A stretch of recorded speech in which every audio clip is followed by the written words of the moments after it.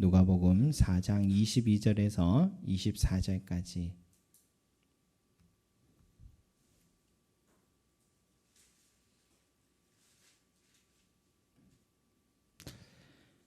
찾으신 줄 알고 우리 한 목소리 올려드리겠습니다. 시작. 그들이 다 그를 증언하고 그 입으로 나오는 바 은혜로운 말을 놀랍게 여겨 이르되 이 사람이 요셉의 아들이 아니냐. 예수께서 그들에게 이르시되 너희가 반드시 의사야 너 자신을 고치라 하는 속담을 인용하여 내게 말하기를 우리가 들은 바 가버나움에서 행한 일을 내 고향 여기서도 행하라 하리라. 또 이르시되 내가 진실로 너희에게 이르노니 선지자가 고향에서는 환영을 받는 자가 없느니라. 아멘.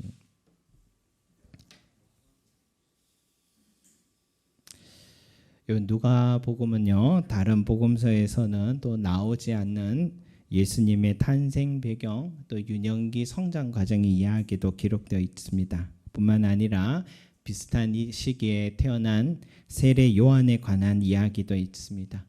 또 동방박사 이야기는 없지만 목자들이 예수님의 탄생의 장소에 초청을 받은 이야기가 있고, 또 8일이 되어서 할례 받으실 때는 성전에서 평생 기도하고 구원자를 기다렸던 시몬과 또 안나라는 선지자가 아기 예수를 안고 축복하고 예언해 주었던 이야기도 있습니다.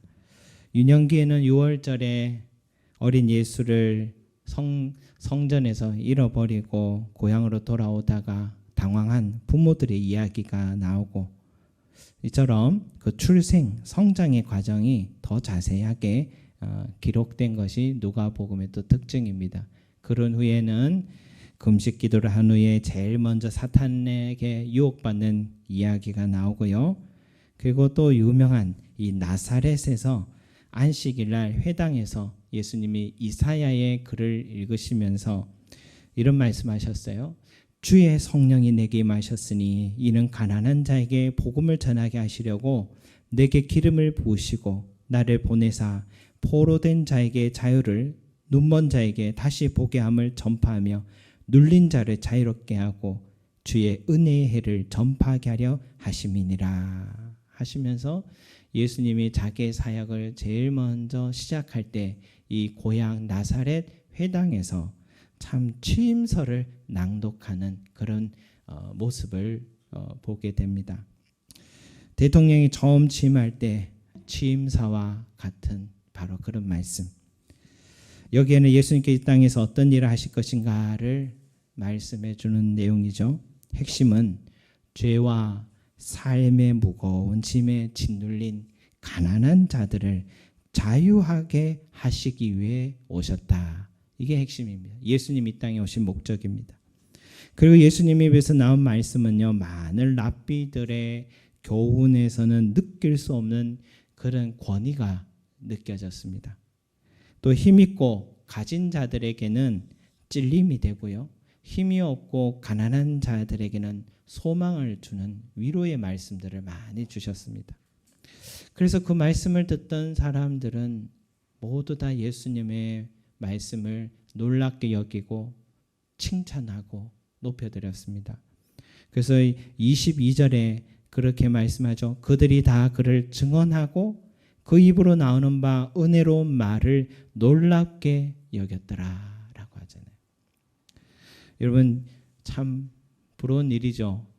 예수님의 설교를 직접 눈앞에서 들었던 그들이, 그 사람들만큼 복된 사람은 없을 것 같아요. 가장 명설교를 눈앞에서 듣는다. 참 행복했을 것 같습니다.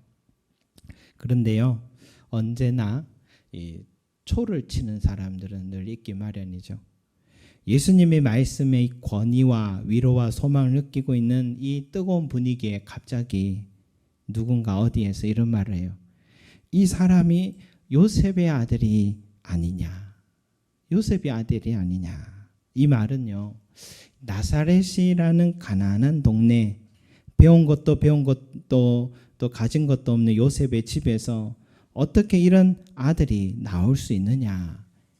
개천에서 용났다는 이 감탄 뜻이기도 하지만 동시에 이 사람이 요셉의 아들이 아니냐라는 것은요, 그 사람의 출신을 말함으로써 편견으로 바라보게 만드는 이 부정적인 의미를 갖고 있는 것입니다. 직장에서도요, 그 사람이 참 실력이 부족한데도요, 이 사람이 어떤 대학을 나왔다 하면은 괜한 기대심을 갖고 승진하는 확률도 높다고 세상 사람들 말합니다. 그 사람이 출중한 실력을 가졌는데도 지방에서 대학 나왔다는 이유로 평가절하는 경향이 우리 사회에 없지 않다는 것이죠. 이게 편견이란 게 가진 한계입니다. 편견이 많은 사회일수록 유능한 인재를 발견하지 못해서 후퇴하고 마는 건강하지 못한 사회가 되는 것이죠.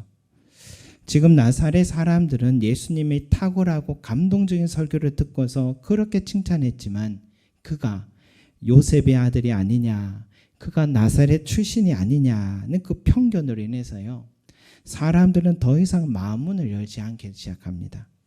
더 이상 예수님 말씀의 권위를 인정하지 않기 시작합니다. 더 이상 예수님 말씀을 믿음으로 받아들이지 못하기 시작하는 겁니다. 그래서 더 이상 예수님에 통하여 능력이 나타나지 않기 시작하는 겁니다. 마가복음 6장에도 이와 동일한 이야기가 짤막하게 기록되어 있는데요. 고향 사람들이 예수님 말씀을 처음 듣더니 이렇게 말해요. 이 사람이 어디서 이런 것을 얻었느냐? 이 사람이 받은 지혜와 그 손으로 이루어지는 이런 권능이 어찌 됨이냐? 다 놀라더니 또 그때도 갑자기 이 사람이 마리아의 아들 목수가 아니냐? 야고보와 요셉과 유다와 시몬의 형제가 아니냐? 그 누이들이 우리와 함께 있지 아니하냐? 그렇게 말하는 거예요. 어릴 때부터 지켜봐서 너무 잘한다 이런 뜻입니다. 그 다음 말씀이 뭡니까? 예수를 배척한지라. 그 결과 거기서는 아무 권능도 행할 수 없었다라고 합니다. 예수님도 그들이 믿지 않음을 이상히 여기셨더라라고 말씀하셨어요. 여러분, 오늘 말씀에도요, 예수님은 편견을 가진 고향 사람들 보면 이렇게 말씀하시죠. 24절을 같이 읽겠습니다. 시작. 또 이르시되 내가 진실로 너희에게 이르노니 선지자가 고향에서는 환영을 받는 자가 없느니라. 편견, 선입견, 이렇게도 무서운 겁니다. 우리 삶만이 아니라 우리 영혼까지도 영향을 미치는 게 이런 거예요. 우리도요, 재미삼아서 혈액형 이야기 많이 하잖아요. 그죠? 짧은 시간에 서로 알아가는데 혈액형이나 MBTI와 같은 성격 유형을 통해 서로 이야기하면 금방 친근해지잖아요. 여러분, 혈액형은 특히 과학적 검증이 아니라 하니까요, 우리가 너무 신중하게 생각하지는 않아도 될 것 같은데요. 혈액형이 어떤가, 성격이 어떤가 혈액형별로 구분한 이야기를 보니까 A형은 신중하고 배려 깊으며 책임감이 강한 성격입니다. 하지만 지나치게 걱정이 많고 스트레스를 쉽게 받는다, 그렇게 말합니다. B형은 자유롭고 개성이 강한 성격을 가지고 있고 감정 표현이 솔직하고 창의력이 뛰어난 경우가 많다. 하지만 가끔 충동적이거나 변덕스러운 모습을 보일 수 있습니다. O형은 사교적이고 리더십에 강한 성격으로 긍정적이고 강한 추진력 갖고 있지만 가끔 무모한 도전을 하거나 고집이 센 모습 보일 때가 있다, 그런 말이에요. AB형은 차분하고 논리적인 면과 감정적인 면이 공존한다고 합니다. 그러나 한편 때때로 변덕스러운 모습을 보일 때가 있다, 그렇게 말합니다. 이런 이야기 들으면 어때요? 그래, 맞는 것 같아. 내가 그런 면이 있지. 그래, 그 사람이 모습이 맞네, 똑같네, 정확하네. 웃기도 놀라기도 하죠. 하지만 이런 유형에 관한 이야기를 팩트로 여기면 그것도 편견이 되죠. 인간이란 타고난 기질인 것도 있지만 환경에 의해서 성장과 변화도 가능성도 분명히 있기 때문에 그렇게 말할 수 있는 겁니다. 제가 한 영상에서요, 이 삼성 이건희 회장이 생전에 했던 말이 참 인상적이었어요. 이렇게 그가 생전에 삼성그룹의 임원들과 토론의 시간을 그렇게 가진 때 한 얘기가 이런 말이에요. 이런 그룹을 가져가려면 도둑놈하고 강도 빼놓고는 다 필요합니다. 우수하고 수학 잘하고 뭐 잘하고 한다 해서 꼭 잘하는 게 아닙니다. 사람을 평가하는데 1, 2년 평가하는 것은 안 됩니다. 적어도 30년은 해야 합니다. 아무리 짧게 평가해도 5년, 10년은 평가해야 됩니다.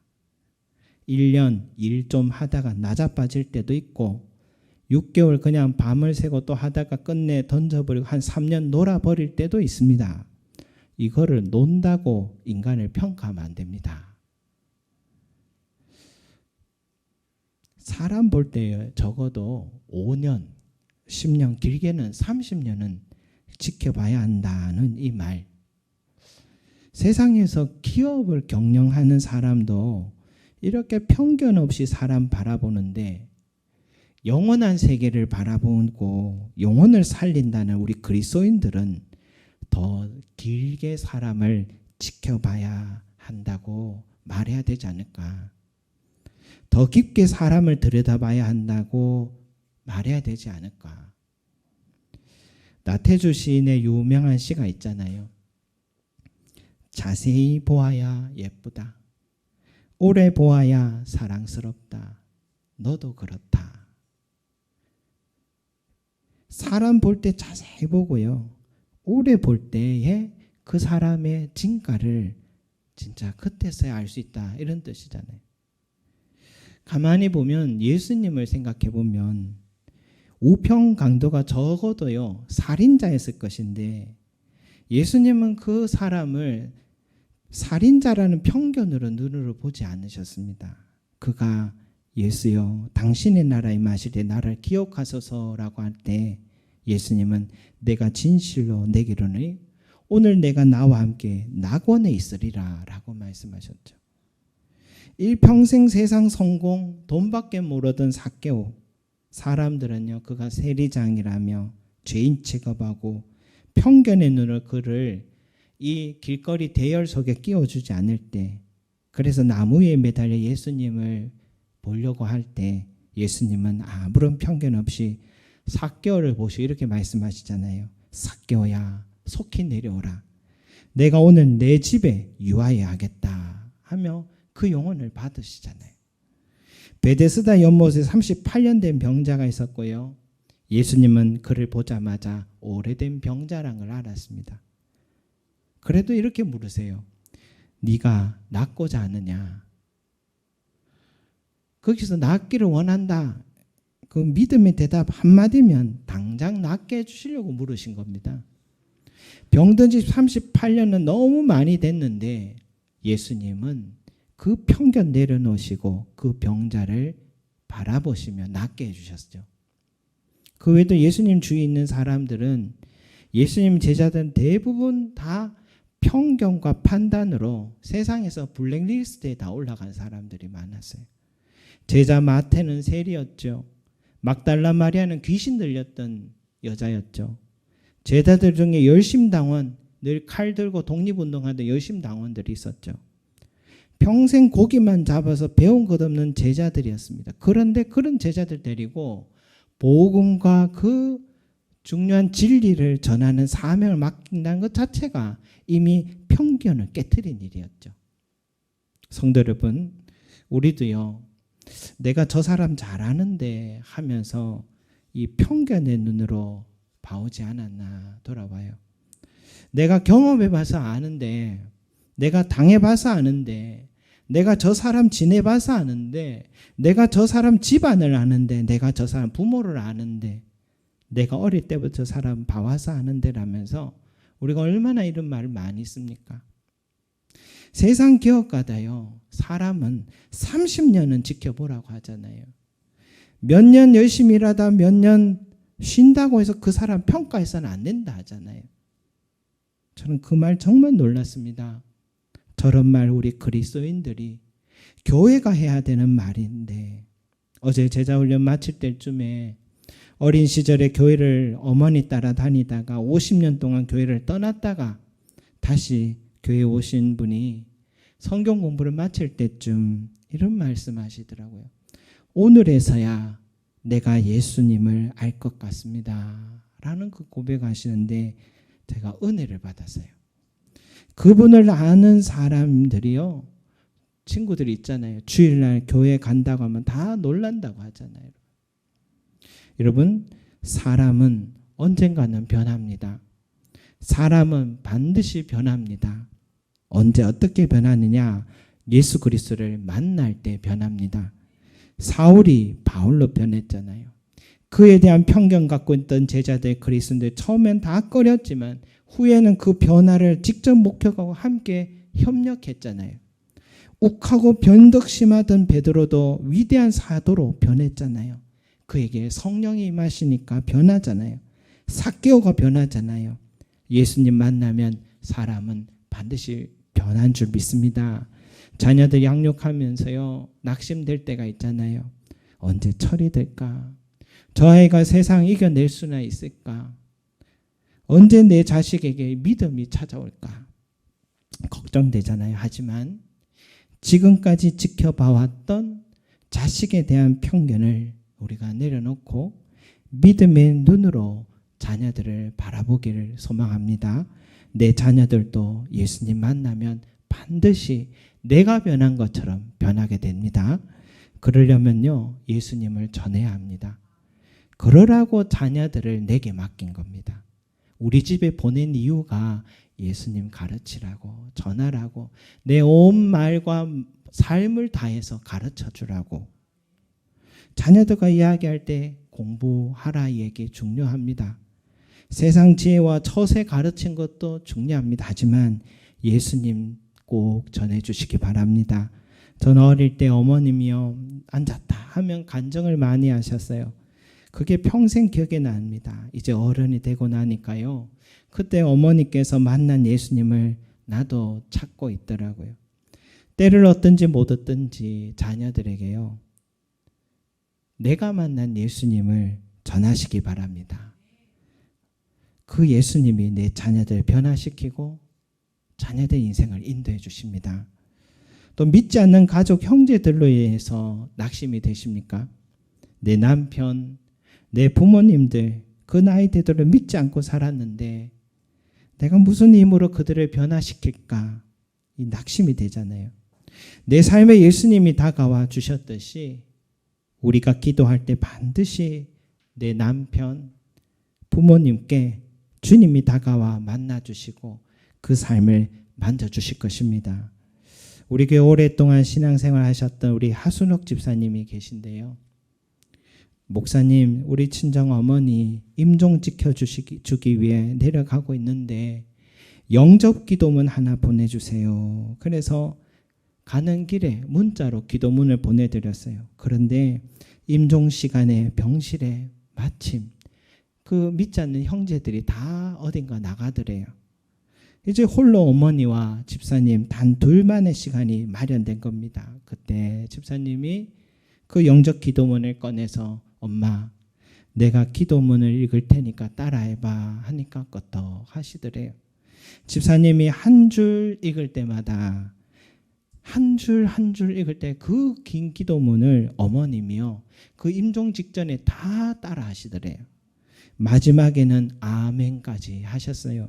그때부터 찬송을 이제 틀어드리면 찬송을 들 때 그 얼굴이 평안하고 손으로 다 두드리십니다. 지역교회 목사님을 초청해서 세례까지 받으시고 주님의 품에 안기셨죠. 장래의 형제들이요, 믿지 않으니까 49세가 됐다고 스님에게 전화를 했더니 그때 스님이 또 해외여행을 가가지고 그래서 어렵다고, 참 그런 귀한 일도 있었어요. 결국 예수님 만나고 또 예수님 품에 안긴 아름다운 장래가 됐던 겁니다. 우리가 편견 내려놓고요, 끝까지 기도하면 굳게 닫혔던 마음이 언젠간 열리게 되고 임종 때라도 주님 만나 주신다는 거 잊지 말고 기도의 끈을 놓지 마시기 바랍니다. 더불어서요. 나도 예수님의 고향 사람들처럼 예수님 안다고 단정하고 있지는 않는가? 나도 이 편견의 눈으로 예수님 바라보고 있지는 않는가? 예수님이 가장 능력을 보여주시고 싶은 사람들이 나사렛 고향 사람들이었는데 그래서 고향 내려가서 취임식을 지금 나사렛 회당에서 지금 하신 건데 주의 영이 내게 기름을 부으셨으니 억눌린 너희의 삶을 자유케 하러 왔다고 지금 하셨는데 그런데 고향 사람들이요. 제일 가까운 사람들이 예수님의 말씀까지만 감탄하고서 갑자기 마리아의 아들 요셉의 아들이 아니냐 하면서 편견에 사로잡혀 배척하는 어리석은 일에 빠졌습니다. 그래서 다른 지역에서는 수많은 병자들이 낫고 귀신이 쫓겨나고 기적, 이적들이 일어났는데 정작 선지자가 고향에서는 대접을 못 받는다는 속담처럼 정작 나사렛에서 고향에서는 아무 역사가 일어나지 않아 너무 안타까워하셨어요. 마찬가지입니다, 여러분. 저와 여러분들도요. 교회 생활 오래 하다 보니까 오래 한 사람일수록 모태신앙일수록 예수님 잘한다 착각하고 내가 예수님 믿고 있다 착각할 수 있는 겁니다. 당신 예수님 믿습니까? 물으면 우리 아버지가 장로고요. 우리 어머니가 권사입니다. 제가 4대째 기독교 집안입니다. 라고 합니다. 내가 믿는 게 중요합니다. 부모님 따라다녀 그게 믿는 게 아니에요. 그래서 차지도 뜨겁지도 않은 라오디게아 신자들이 우리 시대에 너무 많이 있는 거죠. 어쩌면 내가 그런 사람이 아닌가 살펴야 됩니다. 중요한 것은 예수님을 머리로 아는 게 아니라 내 가슴으로 믿는 겁니다. 예수님은 내가 생각한 것보다 훨씬 크신 분입니다. 내가 생각한 것보다 나를 너무너무 사랑하고 계신 분이십니다. 내가 생각한 것보다 훨씬 더 많은 일을 나타내 보일 수 있는 분이십니다. 그래서 예수님은요, 내 믿음 없음을 안타까워하고 계십니다. 작고 사소한 일은 기도하면서도요, 크고 중요한 일은 내 힘으로 해내려고 하고요, 예수님을 옆에 두고서도요, 근심하고 번민해서요, 두려워하는 우리 모습 아닙니까? 그게 주님 입장에서 너무 안타까운 거예요. 우주 모든 만물을 그 말씀으로 지으신 예수님께서요, 나를 구원하기 위해 자기 몸도 불사르기까지 나를 사랑하시는데 이제 우리가 해야 될 것은요, 내 안에 있는 편견 다 내려놓고 내 경험과 지식 다 내려놓고요, 내게 능력 주시는 자 안에서 내가 모든 것을 할 수 있습니다. 말씀처럼 예수님을 실제 내 삶 속에서 믿고 의지하는 그런 자가 되길 소망합니다. 그래서 내 삶을 통해서 예수 그리스도의 영광과 능력이 날마다 나타나고 내 삶의 그리스도께서 살아계시다는 증거가 내 삶이 되어서 주님께 영광 돌리는 그런 은혜가 있기를 간절히 소망합니다. 기도하겠습니다. 사랑과 은혜가 많으신 우리 아버지 하나님, 믿음 없음을 너무 안타깝고 이상히 여기셨습니다. 정작 내가 사랑하고 나의 어린 시절에 참 고마웠던 고향 사람들에게 제일 먼저 그들에게 하나님의 능력을 나타내고 그들에게 억눌렸던 자 자유케 하려고 그들을 해방시켜 주려고 찾아왔더니 정작 그들에게는 편견의 눈, 또 선입견이라는 이 색안경으로 예수님을 하나님의 아들로 보지 못하여서 그들의 삶에는 아무런 능력과 역사가 일어나지 않았습니다. 하나님 아버지여, 우리들의 삶에도 이런 편견과 선입견을 갖고 사는 것은 아닌지, 세상 사람들도 사람은 30년은 지켜봐야 한다는데 우리는 몇 번 잠깐 만나고 안다고 편견을 갖고 선입견 갖고 몇 년 잠시 지냈다고 그 사람 다 안다고 말했던 우리의 지난 날 용서하여 주시고, 우리 주님께서는 우평강도 살인자도 편견 없이 그 믿음 보셨고, 삭개오도 편견 없이 보셨고, 주님을 따르는 모든 사람들이 세상 사회에서는 다 편견 속에 살았던 자들이었다는 것을 주님 우리가 보면서 나도 주님을 따르는 제자로서 우리 형제 자매를 대할 때마다 주님 가까이서 보게 하여 주시고 오래 보게 하여 주시옵시고 깊이 있게 살피는 마음과 시선으로 살아가게 하여 주시옵소서. 주여, 우리도 주님을 가까이 있다고, 내가 주님 안다고, 주님 잘 믿고 있다고 오해하지 말게 하시고, 정말 나도 고향 사람들처럼 믿음 없어서 주님께서 내 삶에 은혜 베푸시고자 하시지만은 내게 믿음이 없음으로 인하여서 내 삶이 참 라오디게아 교회 성도들처럼 차지도 뜨겁지도 않은 그런 신자가 아닌지 하나님 회개합니다. 참된 믿음 갖게 해주시고 머리가 아니라 가슴으로 주님 바라보게 하시고 주님께서 하나님의 아들이심을 바라보고 믿고 기도하는 우리의 삶이 되게 하여 주셔서 내 삶을 통하여 주의 능력이 나타나고 하나님의 나라가 내 삶을 통해 이루어지는 은혜의 통로가 되기를 간절히 소망합니다. 감사드리며 예수 그리스도 이름으로 기도드립니다. 아멘.